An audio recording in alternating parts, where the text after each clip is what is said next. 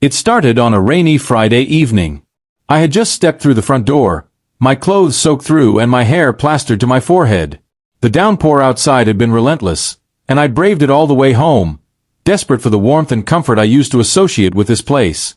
Instead, the house felt colder than the storm I'd left behind. Emily, my wife of 8 years, was curled up on the couch. The glow of her phone illuminated her face, her expression more animated than I'd seen in months. Whatever she was looking at clearly held her full attention, far more than my arrival. "Hey, I'm home," I announced, shaking off my drenched coat and draping it over the back of a chair. "Hey," she murmured without looking up, her fingers still scrolling, her focus unwavering. This had become our routine, if you could even call it that. Somewhere along the years, the spark that once made our marriage feel alive had dimmed to nothing but a faint ember. But lately, something had shifted. It wasn't just the usual distance between us. It was the late nights, the cryptic text messages, the way she'd laugh at her phone and then quickly lock the screen when I walked into the room. I sat down across from her, watching the way her lips curved into a smile as she stared at her phone. It was a smile I hadn't been on the receiving end of in far too long. "What's so funny?" I asked, trying to keep my tone light, casual. Her head snapped up, the smile vanishing as quickly as it had appeared. "Oh, nothing. Just a meme someone sent me," she said, her voice tight, her expression guarded. I nodded, pretending to accept her answer, but the knot in my stomach told a different story. Over the past few weeks, I'd begun to notice the cracks in the facade. The hushed phone calls, the sudden work emergencies that kept her out until the early hours, the scent of perfume that wasn't hers lingering on her clothes. It was all adding up to something I didn't want to face. That night, as Emily slept beside me, I lay wide awake, staring at the ceiling. My mind raced with questions, memories, and an overwhelming sense of loss. I could confront her. I could demand answers. But deep down, I already knew the truth. And the truth was this: Emily had made her choice, and it wasn't me. The next morning, I woke up with a resolution. If she was done with our marriage, then so was I. But I wouldn't fight, scream, or plead. I would leave, quietly, without a scene, and without a trace. I would let her live with the silence and the emptiness left in my wake. Over the next week, I set my plan into motion. Piece by piece, I began to disentangle myself from the life we'd built together. I took small things first, a few personal items that I claimed I needed for work.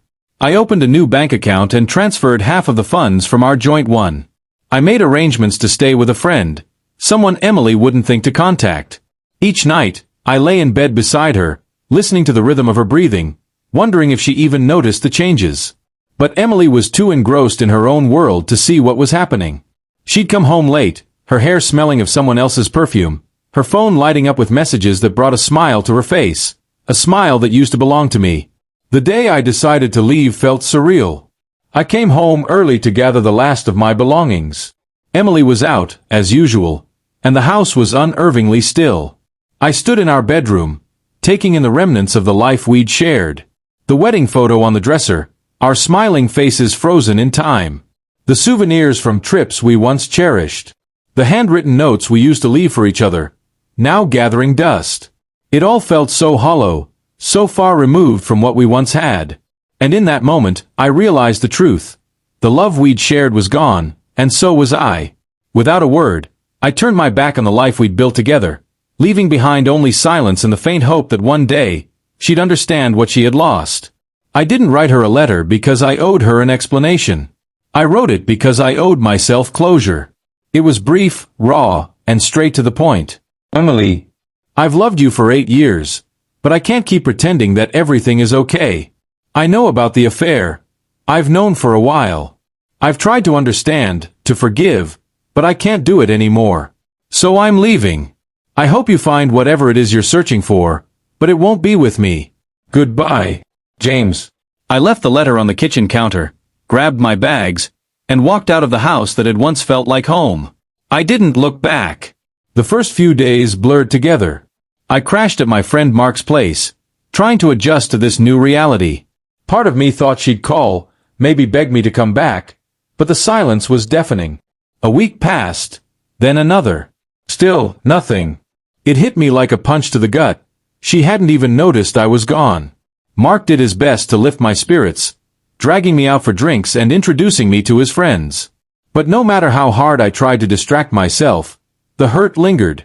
How could someone I'd built a life with, shared everything with, be so indifferent to my absence?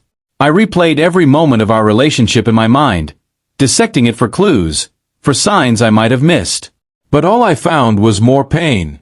Then, one evening, my phone buzzed. It was a text from Emily.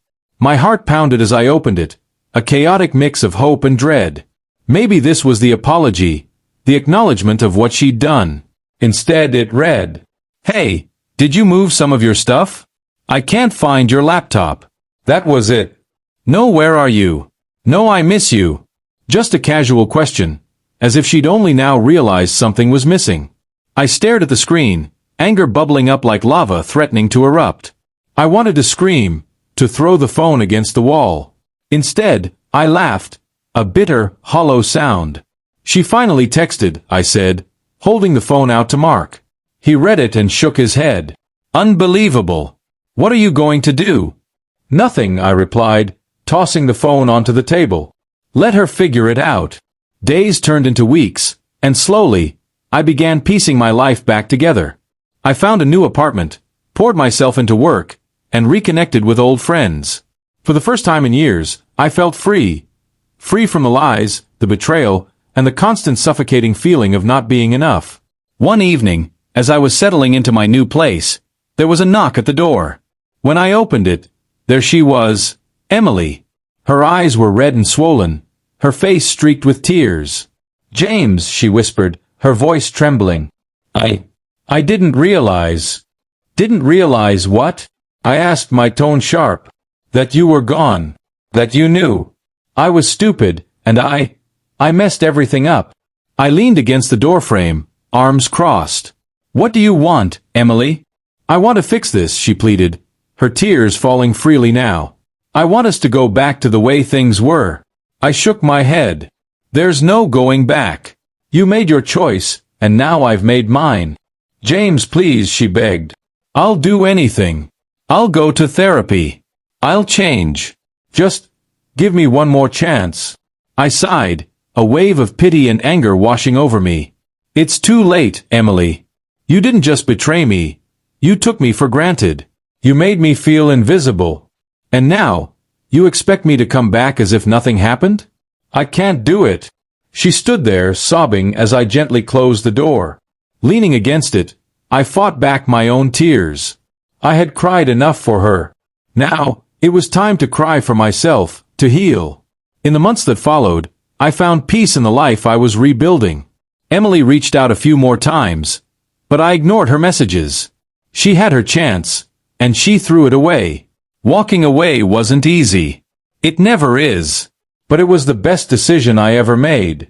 Sometimes, the only way to truly move forward is to let go of the weight that's been holding you back. And for the first time in a long time, I felt free. Free to live, free to love myself, and free to embrace the future I deserved.